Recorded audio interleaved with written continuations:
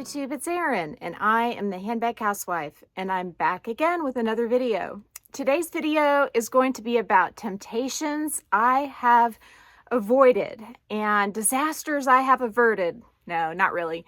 I am not in a disaster zone, but there are some things that I have seen online lately that I have had the willpower to say no to, even though I have been oh so tempted. First, let's look at the Gucci Mini Boston bag. This bag became available on Gilt for a discount. I think the retail is $17.90, and Gilt had it. They may still have it. If they do, I'll link it down below. But they had it for $15.99 in both the navy with the silver hardware, as well as the brown with the green and red stripe and the gold hardware. And I really like the navy one a little better because I am more drawn to the red with the navy than the red with the green. And of course, there was like more of those available than the brown tone. I think the brown tone is what most people want to buy. And I was really tempted. And I even asked a lady who has done some personal shopping for me. She has an Instagram page called Jessa Lux. I'll link that down below. I asked her how much she could get it for me for, and she said she could do $14.98 for the brown tone one. And so I was thinking about it. I love that bag. You know, it is definitely very similar to a Speedy 20. Lux Purse Love did a comparison between her Speedy 20 and her Gucci Mini Boston bag, and I'll link that video down below. But it makes me want the bag. But the thing is that between my Monogram Speedy, which has navy in it and probably is more versatile in terms of matching things, and then also my Damier Ebene Speedy 20 and my Monogram Speedy 20, I think that the brown and the navy color palettes are covered. And so really, I think if I bought that bag, I would just be buying it because I like it. And essentially it would be after these two and the Monogram in order of when I might wear it, at least eventually. At first, I always like to wear my new bags right away most of the time. If I don't, that's a bad sign. But at first, I'm sure I would wear it a bunch, but I've talked myself out of it. I have a feeling that that ribbon down the middle, it's going to get some pilling and wear to it, and I don't like that. And then the other thing I don't love about the Gucci Mini Boston bag is that the D-rings are placed like catty-cornered on the bag on the sides, and I like it when they're more centered like this and all of my Speedy 20s. So I have 4 Speedy 20s and I've got a Keepall 25. I'm going to be happy with what I have.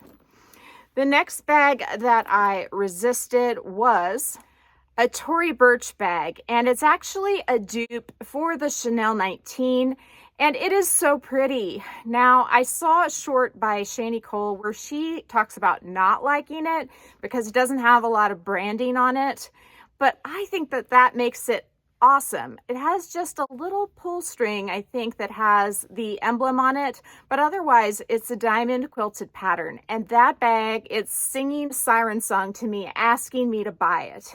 Now, I got an email today about the Tory Birch sale that's going on for 25% off of $200. And I thought that the devil on my shoulder was saying, order that bag, Erin, order that bag. But you know what? It's not included in the sale. And I feel like that's the angel on the other shoulder saying, don't order that bag, Erin. Remember your rules. You have rules. Follow them. And so I'm going to listen to the angel on this shoulder instead of the devil, because I can tell the devil to go away and hopefully he'll listen. The next bag I saw that really called my name was a City Keepall that I spied on Fashion File, and it's in a cowhide leather that looks like it is worn, like almost like a faded denim, and oh my gosh, it is gorgeous. I absolutely love it. It is stunning. But the question is would I pick that bag up before I picked up my gorgeous Keepall 25? The City Keepall is slightly bigger than this bag, and this bag is like Chef's Kiss perfect for me in terms of size. It is just ever so slightly bigger than the Speedy 20 because of its length, but dimension wise, it is almost the same from the side. And I love the size of this bag and tend to not use my Speedy 25 because it's too big. Now, the City Keepall, I think, is much closer in size to the Speedy 25, at least from what I can tell. If you have both, please let me know down in the comments if that is a good assumption, because I may be wrong since I haven't seen it in person. But that bag, it's so pretty, and I'll link it down below. I found a couple of them on Fashion File, and they are so neat. I mean, the LVs, they're like pushed out of the material. I think that's called debossed, a lot like what Fendi does with their baguette bags. So pushed out like this, but then the Louis Vuitton Keepall I'm talking about, the pushed out parts look like they were kind of rubbed and faded, like denim gets faded, and I think that's so cool. But I have resisted. I have my Keepall 25. I am good to go. There is one bag I am not sure I am going to be able to resist, and it is a Mulberry Mini Bayswater. And so only time will tell whether I can hold strong with this particular one. One became available in the color double yellow on the Shop Premium Outlets page, and I will link it down below. But I think this little bag is fantastic. It holds everything I need. You may notice that I removed the postman's lock. I do feel like it basically causes the flap to hang a little wonky, and so I don't want it on there. I did move it to the back though, and let me tell you why. This is really cool. Like, I didn't know that this came off, but this, it's on a hinge and it swings, so you can actually remove it from this particular little key bell thing. And the key bell is sewn in a way that it's not going to come off if the lock isn't inside. So that's really cool. And you can lock your bag easily without fumbling for a key or anything like that. Well, strike that. I thought you could lock your bag easily without a key or anything like that. But the end of that lock is bigger than that hole. Wouldn't it have been cool if they had made it so where it would work? I was so excited to try that out on camera, and that was a fail, wasn't it? So basically, the little lock is absolutely useless other than looking cute hanging out of the bottom of the key bell. And so I don't know if I'm going to leave it on there or not. Another YouTuber, and I linked her video below, I believe it's a Briefcase of Luxury. She took hers and put it on the strap, but that would bother me because it would be flapping around.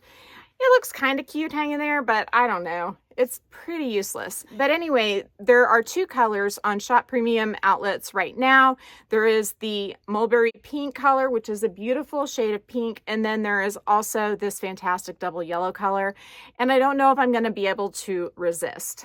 Now, when I recently opened my mini Alexa bag, I ran out of time. The video got too long for me to talk about what fits inside and how it looks. And so I got dressed up and fancy today for you so that I could show you the bag with my jewelry and with my clothes. So I paired it with a ring I picked up from Macy's a long time ago that has rose gold around the edge of the top of the stone, and then also it's just sterling silver, and it's a pink amethyst, but it's like the perfect shade of lilac to go with the bag. And I have this blouse on. I got it from Zigu quite some time ago. If they still have it, I'll link it down below, and I have a discount code that probably still works. This came as part of a set, and I wasn't really crazy about the pants, but I love the blouse. So let me try it on and I'll show you how it goes. So I have it on, I think the longest setting right now. That may be a little too long. I put it on this setting because I wanted to avoid having a lot of tail sticking out of the end of the strap. If you look here, the strap does not have a second keeper, which I don't like, but you know, it is what it is. So let me move it up. It's flat enough. It does not look bad. So let's just leave it like that and see if we're any better. I think that that's a good length for me. And I think it looks pretty darn cute with the blouse. So that's a win. So let's quickly check out how my items fit inside. I have all of my regular items that I generally show you, and I may just kind of walk you through instead of pulling every single one out. But I have my medicine pouch, which I always have with me. It's just an old jewelry pouch, and it's nice and flat, almost like a card case, and that's why I like to put my headache medicine in there.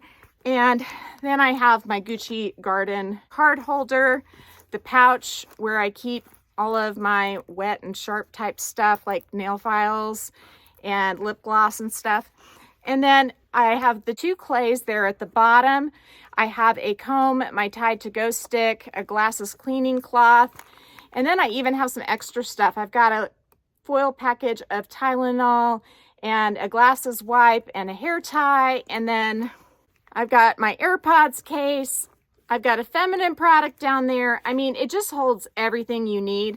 And then I went ahead and stuck my cash in one of the pockets of the Zumani pouch. This insert is custom made by Zumani, and it fits like a glove. And I have a discount code for Zumani, and it's HBHW20 for 20% off. And Zumani generously gifted this insert to me like they have done with so many others, and I can't tell you how much I appreciate it and how much I love how well their inserts fit in all of my bags. So I have everything in there that I normally carry except for a phone, and I do think a phone will fit no problem laid on top. Let me grab a case so I can show you. I have my pink pretty sparkly case to show you today instead of my kind of yellowing colored one. So yep, everything fits.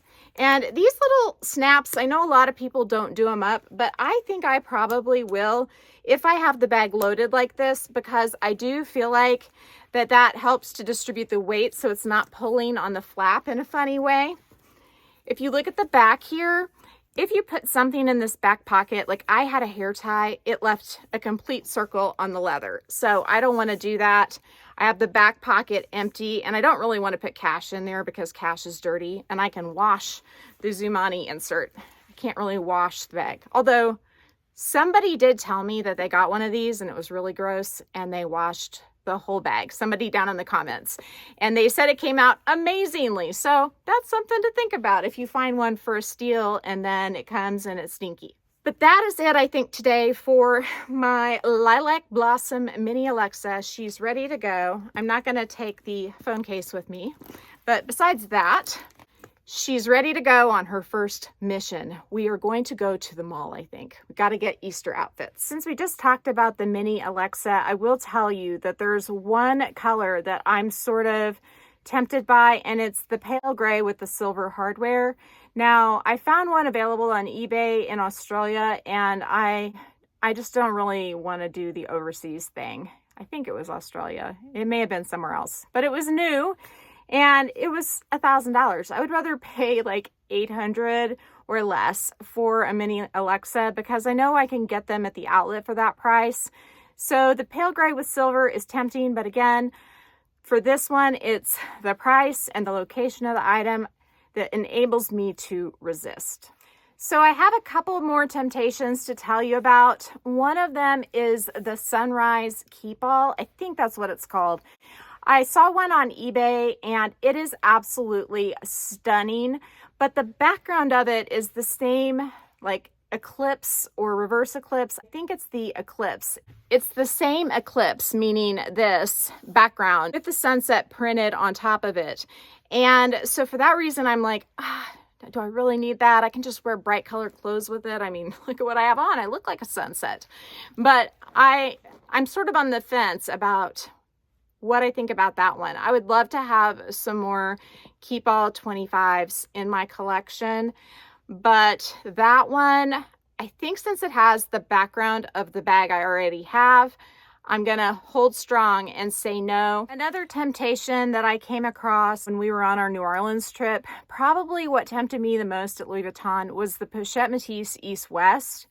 However, I don't really want it in any of the patterns that are currently available, except for maybe the Dune. Now, I did try it on, I think in the marshmallow with the cream background and the gorgeous lilac LV pattern on it. I think that that's beautiful, but I would want one a bit more neutral with the price point being as high as it is, and I still don't want to pay that high. So if I found one, let's say in the Dune, for closer to $2,000 instead of closer to $3,000, that would be a great big temptation for me if it was in new condition. But I'm not finding that. So I'm able to resist this one pretty easily, at least for now. Even if they came out with the most amazing one ever at Louis Vuitton, if it's over $3,000 and it's canvas, I just don't think I'm interested. It's sort of like the side trunk. I can just say, that's not for me. Now, I don't really want to open a can of worms with the side trunk, but that one's not for me because of the metal on the corners. I would go mad if they got scratched, and they're going to get scratched. So on to the next one. The last one I have to tell you about, I don't really have anything like it. And so that's a problem. That would be the Slant Nikki bag in a taupey shade. So a shade a lot like this one. This is called Dusty Gray. And this Slant Nikki bag, I've seen it, I think, in the medium and in the baby.